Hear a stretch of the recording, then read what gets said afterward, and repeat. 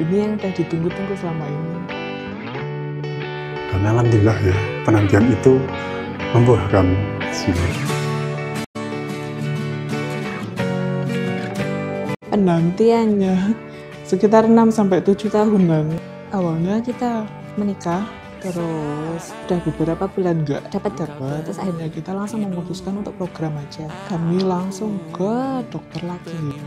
Terus ternyata kan ada ditemukan masalah di saya. Terus konsultasi, harus dilakukan laparoskopi untuk pemeriksaan lanjutan.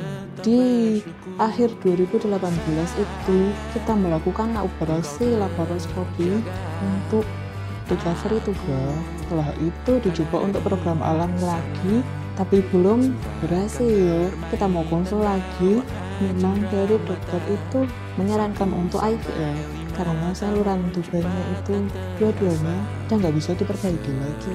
Dimulai program IVF itu di akhir 2024 di klinik Sekar. Jadi kemarin kalau tidak salah itu sel telur yang didapat itu ada 9, tapi yang berhasil dibuahi itu kalau nggak 5 ya ada 6. Kemudian dimasukkan itu embrio transfer, 2 embrio, dimasukkan 2 embrio. Dulu bukan enggak sengaja tapi tanya sama temen rekomendasi Opjin, karena waktu itu kan saya memang nggak tahu sama sekali deh. Kebetulan teman saya dokternya dokter lagi, sama beliau disuruh ke klinik Sekarmo, di mana beliau praktek.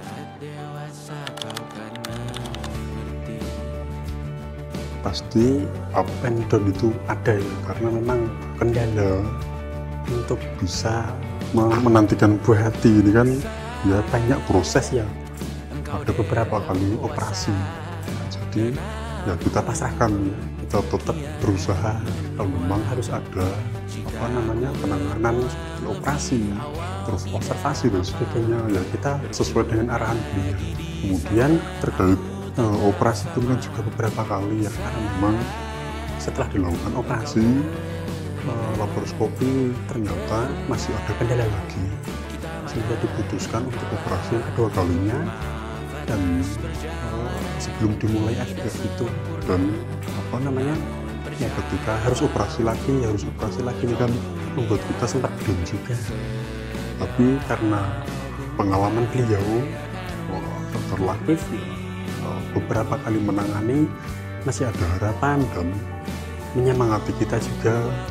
Dari perawat-perawat pun juga sama, yang beliau alami, pengalaman beliau dijelaskan ke kita, akhirnya ya membuat semangat kita, membuat yakin kita.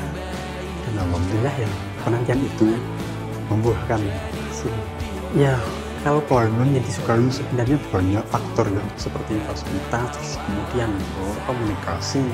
Ya sudah seperti keluarga sendiri, karena memang sudah berapa tahun ya sering kontrol, sering melakukan tindakan. Akhirnya ya bahkan di luar jam layanan itu kita juga sering komunikasi gitu. Kadang ngejar-ngejar, nah ini gimana, ini harus gimana gitu. Jadi banyak faktor ya, termasuk fasilitas dan juga ketersediaan dokter ahli di sini. Memang IVF itu prosesnya panjang, terus melelahkan.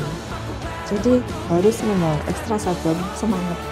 Ya, pesannya ya memang karena ini kan usaha berdua ya, jadi harus saling menguatkan. Ada di suatu titik mungkin salah satu pasangan itu yang maka pasangan yang satunya harus memberikan semangat, memberikan edukasi juga, karena sama-sama belajar ya.